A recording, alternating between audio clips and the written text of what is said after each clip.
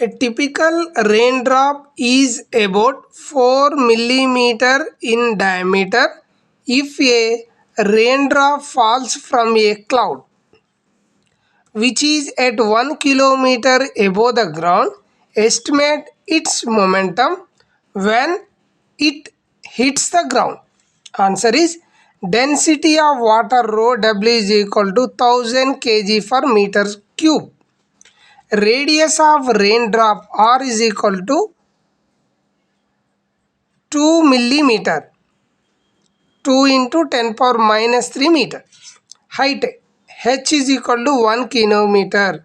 1 kilometer is converted in meter, 10 power 3 meter. Kinematic equation v square minus u square is equal to 2as, u is equal to 0. So v square is equal to 2gh. V is equal to root over 2gh. V is equal to root over 2 into 9.8 into 10 power 3. Calculation is V is equal to 140 meter per second. Momentum P is equal to mv. Density is equal to mass by volume. Mass is equal to density into volume. So P is equal to volume into density. 4 by 3 pi r cube into rho w into V.